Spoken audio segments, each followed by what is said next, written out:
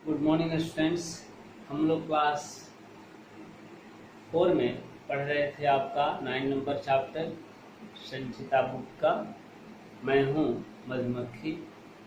और इसमें हम लोग थे कि किस प्रकार से मधुमक्खियाँ मधु तैयार करती हैं। कहने का मतलब कि क्वेश्चन यहाँ पर है, पेज नंबर 59 को देखिए कि जानते हो शहद कैसे बनता है। देखिए यहीं पर हम लोग छोड़े थे। सभी बच्चे जो है इस चैप्टर के नए शब्द जो है उसे लिखेंगे, ठीक है। उसके बाद से क्या करेंगे, क्वेश्चन आंसर को लिखेंगे। तो शहद कैसे बनता है। शहद बनाने के लिए हम मधुमक्खियाँ फूलों से रस चूसती हैं। मधुमक्खी का कहना कि मधु बनाने के लिए, आपका शहद बनाने के लिए हम सभी मधुमक्खियाँ फूलों से क्या करते हैं, तो रस को चूसते हैं, रस को इकट्ठा करते हैं और रस चूस करके वे, जैसा कि अभी पढ़े थे हम लोग क्या, कि उनके पैरों में थैली होती है, वे उस थैली में रख देते हैं, है ना। पैरों में भी थैली होती है और ये मुंह में क्या करते हैं, तो मुंह में रस को इकट्ठा करते जाते हैं, रस को कलेक्ट करते हैं मुंह में। और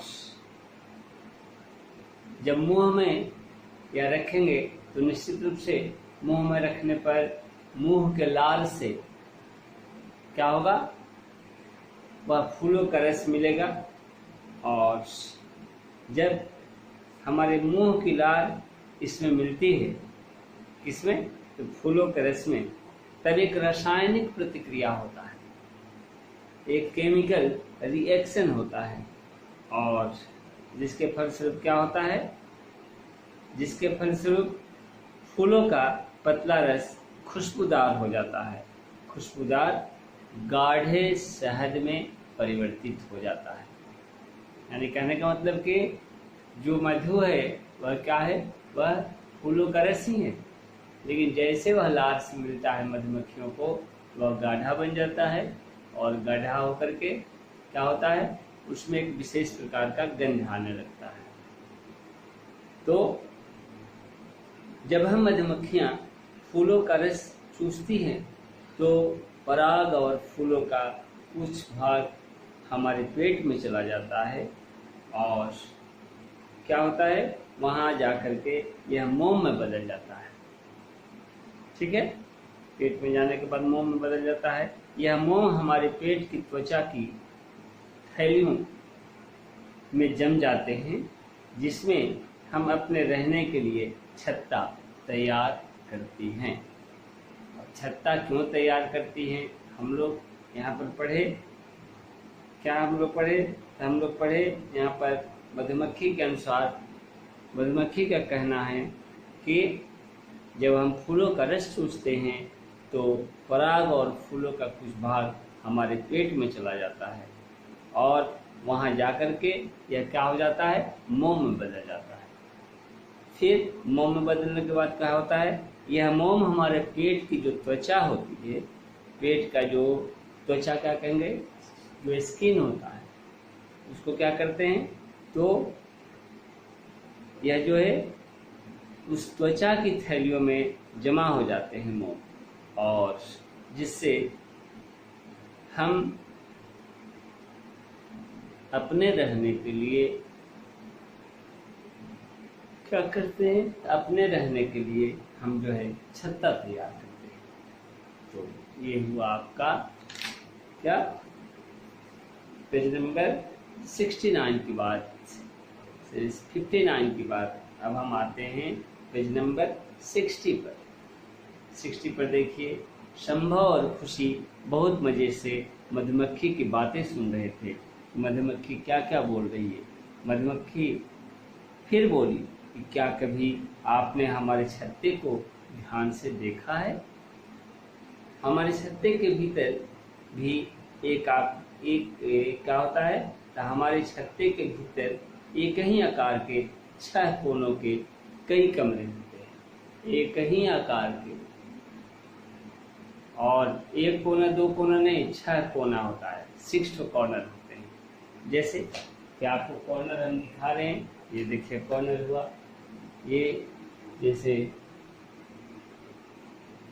हम ऐसे अगर खींचते हैं तो ये कॉर्नर एक हो गया, एक तो यहाँ कॉर्नर हो गया, ठीक है, एक तो यहाँ कॉर्नर हो गया, एक तो यहाँ कॉर्नर हो गया।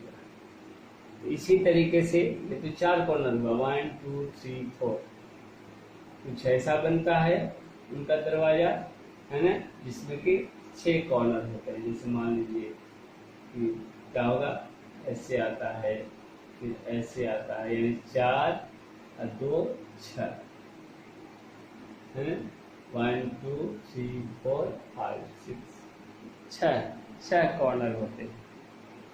और फिर क्या कहना है, फिर मधुमक्खियों को कहना है कि जो हमारा मधुमक्खी का छत्ता होता है, इसमें कितने कॉर्नर होते हैं, 6 जो है कोने होते हैं, और 6 कोनों के ये कमरे होते हैं, और इन कमरों में ही हम मधु एकत्रित करती हैं। मधु कहाँ एकत्रित करती हैं सब मधुमक्खियाँ? उसी कमरे में जिसके 6 कोने होते हैं, और बाकी जो कमरे होते हैं उसमें रानी मक्खी अंडे देती है, जिससे हमारी संख्या में क्या होता है, वृद्धि होती है। और हमारे एक ही छत्ते में मधुमक्खी का कहना है कि 50,000 से 60,000 तक मधुमक्खियाँ रहती हैं। देखिए मधुमक्खियों की संख्या कितनी है एक छत्ता में, 50,000 से 60,000 तक मधुमक्खी एक छत्ता में रहती है। हम मधुमक्खियाँ जो है खट्टा मीठा सभी प्रकार का स्वाद आसानी से पहचान लेती है। मधुमक्खी हर एक तरह का स्वाद को पहचान लेती है, और जब कोई शत्रु हमारी ओर आता है तब क्या होता है, हमारे अंदर से एक विशेष प्रकार की शारीरिक गंध निकलती है, और शारीरिक गंध निकलने के बाद क्या होता है, इससे हम सभी मधुमक्खियों को शत्रु के आने का सूचना मिल जाती है, और हमारे आसपास की सभी मधुमक्खियां सतर्क हो जाती हैं। ठीक है, यानी जहां शत्रु आया कि मधुमक्खी के शरीर से एक स्रावित होता है, उनकी ग्रंथि से निकलता है एक प्रकार का रस, जिसके गंध से सारी मधुमक्खियां यह समझ जाती है कि शत्रु आने वाला है या शत्रु आ रहा है। तभी कोई ना कोई मधुमक्खी शत्रु को देखती है और उस रस को स्रावित कर देती है, और सारे के सारे मधुमक्खियां जो है क्या होते हैं, तो सतर्क हो जाते हैं। ठीक है, सभी सावधान हो जाते हैं, और अपने बचाव के लिए हम अपने शत्रु पर डंक से आक्रमण करते हैं। यह मधुमक्खी का कहना है ना, ये आक्रमण करते हैं। हम बहुत ही उपयोगी जीव हैं, मधुमक्खी कह रही है।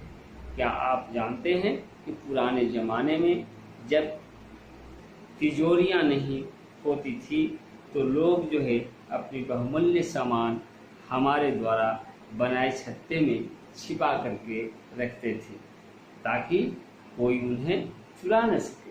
हो सकता है पुराने समय के लोग क्या करते थे, पहले समय के लोग तो मधुमक्खियों के छत्ते में ही जो अपना कीमती सामान है उसको रखते थे, ताकि इनका दरवाजा जो है, घर का दरवाजा 6 कोनों से बना होता था।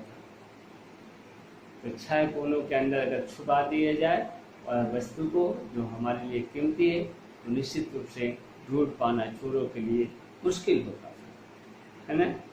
तो इसलिए पुराने समय में लोग जो है क्या करते थे, पुराने समय के लोग वे इसी छत्ते में क्या रखते थे, अपने सामानों को रखते थे। फिर मधुमक्खी का कहना है कि हमसे ही आपको मधु और मोम प्राप्त होता है, यानी मधुमक्खी से क्या प्राप्त होता है, मोम भी प्राप्त होता है और मधु भी प्राप्त होता है। यह मधु बहुत ही पौष्टिक होता है और स्वादिष्ट होता है। मोम का प्रयोग मोमबत्तियां बनाने के लिए भी होता है या किया जाता है। तो इस प्रकार से हम इस चैप्टर में क्या किए, हम इस चैप्टर में मधुमक्खी का उपयोग, मधुमक्खी का परिश्रम, मधुमक्खी कितना परिश्रमी होती है, मधुमक्खी कितना हार्ड वर्कर होती है, मधुमक्खी कितना कार्य करती है ना, और किस तरीके से हमारे लिए उपयोगी है ना। हम सभी बच्चे क्या किए, तो इस चीज से भली भांति परिचय हुए। नेक्स्ट दिन हम लोग क्या करेंगे, इसके क्वेश्चन आंसर को डिस्कस करेंगे। आज के लिए इतना ही, धन्यवाद।